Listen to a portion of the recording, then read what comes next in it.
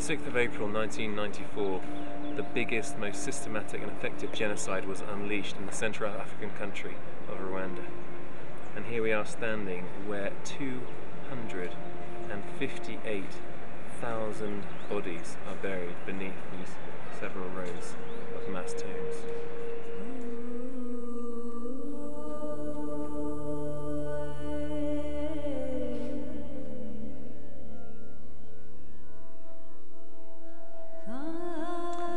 Just in this area, the size of a king-size double bed, are 165 people's skulls.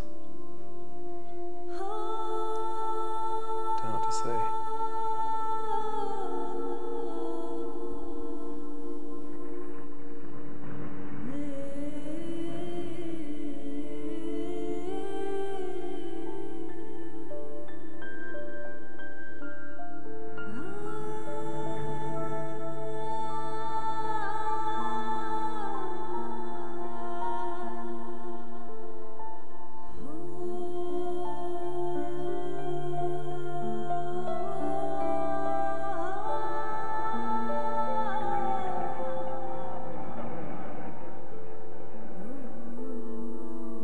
So many babies, children, women, men, in churches across the country were hacked to death in what were considered safe places. But as it transpired, they weren't at all. We say never again, never again. In fact, that's what it says up there. But what do we do to ensure that such atrocities and genocides indeed never do happen again?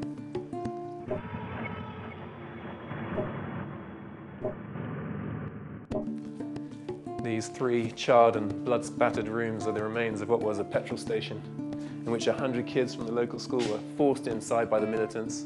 They were from the wrong tribe, they were locked up, and then they poured in gasoline and burnt them all alive.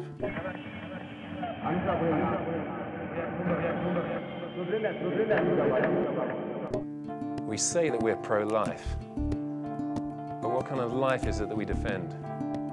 Is it one that Jesus offered? Freedom from injustice, oppression and hate. Life that is good in and of itself, one that ensures equality, opportunity, extravagant and unconditional love for every single person on this planet. Or is it something else?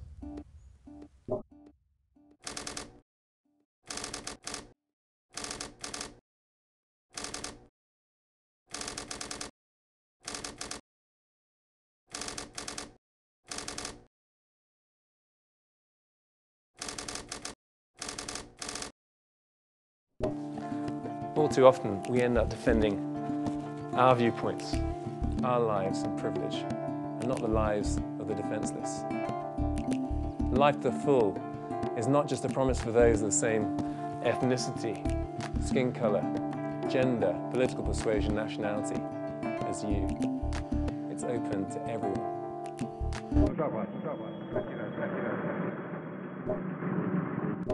And we don't just arrive there by well-wishing and not killing, and that's a start. We arrive there when we recognize that the choices we make can diminish the lives of someone else. When we realize that the choices we make can add to the lives of someone else. The food you buy, the clothes you wear, the laws you obey, the laws you disobey, the language you use, the way you live your life.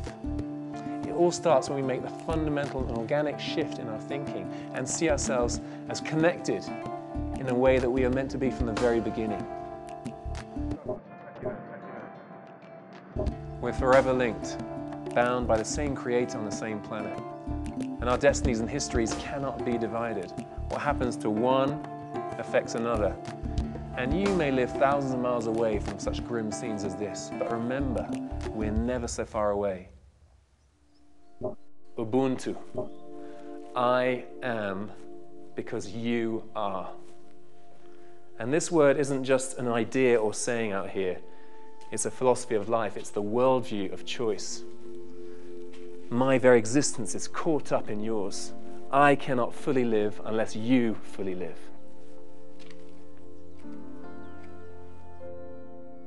Irenaeus, 2nd century theologian, said that the glory of God is man fully alive. and the life of man is the vision of God. So whilst my vision as a follower of Jesus is Christ, his vision is me. And God's vision is filled with multitudes of his children, and his greatest pleasure is to see us fully alive. Ubuntu, you've got to choose.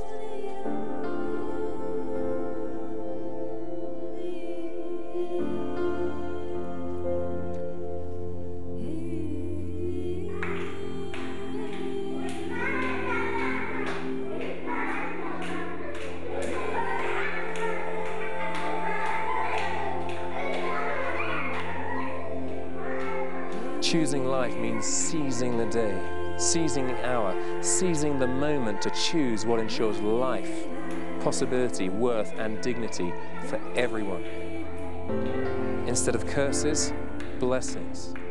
Instead of revenge, forgiveness. Instead of brokenness, healing. Instead of darkness, light. Instead of despair, hope. Instead of death, choose life.